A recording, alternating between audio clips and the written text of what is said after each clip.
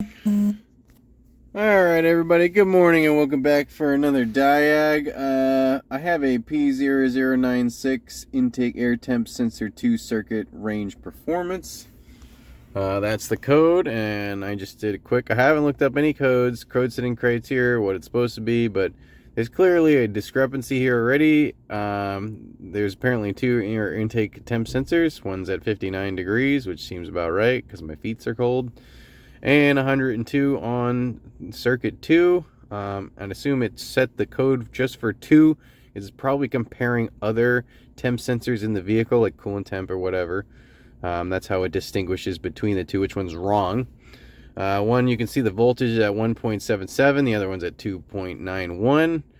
I would assume 2.91 is what it's supposed to be because that's pretty close to what the temperature is. So I don't know if this sensor is supposed to be exactly the same as the one. I would assume they're gonna be the same, but I'm gonna do a little research before going any further, and then hopefully when I do if I find something out, I'll let you know, and then obviously we'll do some testing and probably looking at some wiring diagrams. So okay, I looked up some information, and sometimes this is why I'm not a huge fan of identifics for the average guy, because you know, I don't know, what do we got, 19 intake air temp sensors and nothing else, and then I don't know, you can pause and read whatever these guys say. The intake air temp's integrated in the map sensor, which is interesting, and you could do these parameters here. This is why I don't really agree with them. I don't know if I'll be able to put my finger in here without screwing it up. It's telling you here, if it's not within the parameters at 0.5 to 4.5, just replace the intake air temp sensor. And I'm not sure why they went about that yet. I think I have an idea. And then recheck, which, you know, I don't like guessing and then being like, oh, wasn't that. Here's a chart of temperature, both Celsius and Fahrenheit versus resistance. This is not voltage, this is resistance in kiloohms. So we can test that way also. Here, this should be the OEM diagram. This is a tab on the Identifix. One reason why I like using Identifix, because a lot of times they'll pull up tabs for stuff like this, so I don't need to go searching for it. And you can see here, map manifold absolute pressure sensor, intake air temp 2. Doesn't tell you where it lives, but it gives you wire colors and whatnots. There's a reference coming in. I'm assuming both sensors are using. The map signal circuit, the intake air temperature signal circuit, and the signal return, which should only be for the map sensor because this intake air temp sensor should be a thermistor. If you don't know what a thermistor is, just look it up on your own. And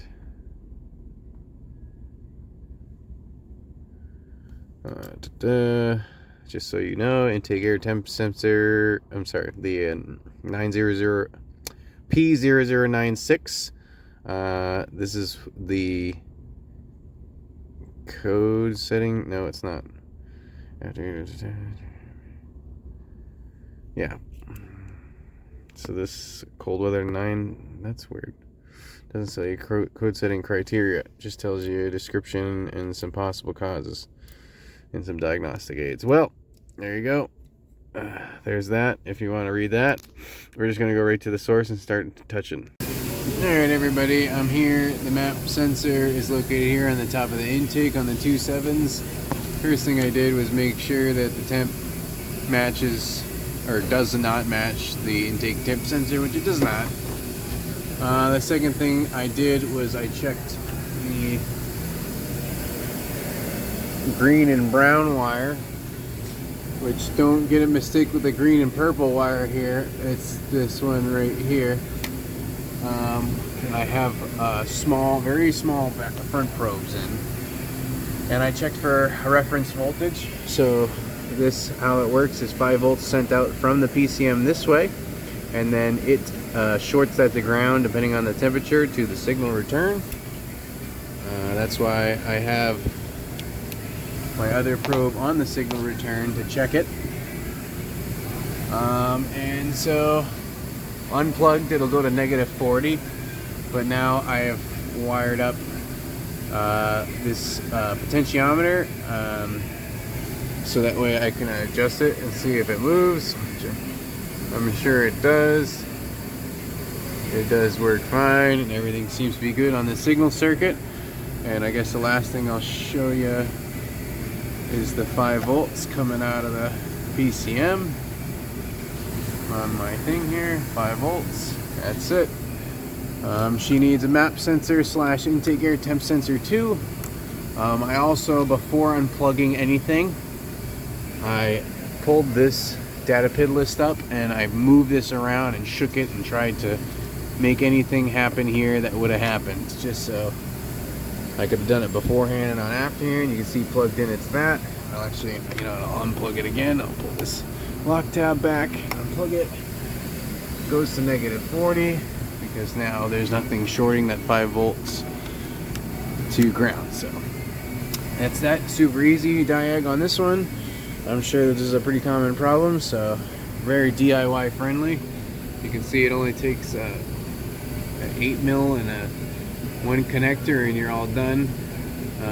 I would just say when you're removing it, make sure you wiggle it and ease it up so the tip doesn't get broken off inside, otherwise you're going to fish the tip out. And then when you put it back in, I like to put a little juice on the O-ring so it doesn't break or damage going in. I would only recommend a Ford Motor Company one, but you can do with what you will. It's pretty easy to replace if you decide to cheap out. So like, comment, subscribe, do all that good stuff, and thanks for watching. Bonus footage. I took it out pretty easy. You can see that this thing is all carbon and gooped up. We already kind of advised the customer of what we think is causing that, and they denied the work. There's some oil leaks on these 2 7s. The air intake goes through the valve cover, and if it's leaking into there, it's also a problem, along with obviously EGR and other stuff, but he had denied all that. So this sensor's probably going to last quite a while anyways before it gets gunked up, but just an FYI to you guys and where and why. And it's just 8mm and wiggle, and that pops right out and you put the new in it. So again, thanks for watching, have a great day. I was also going to show you the scan data. I cleared the codes. Boy, Ford, why it takes so long? Probably should have popped the camera on afterwards.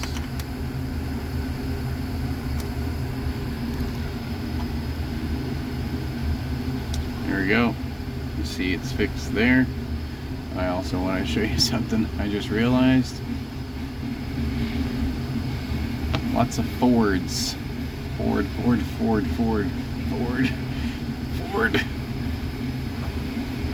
There's a lot of Fords. Keeping me in business.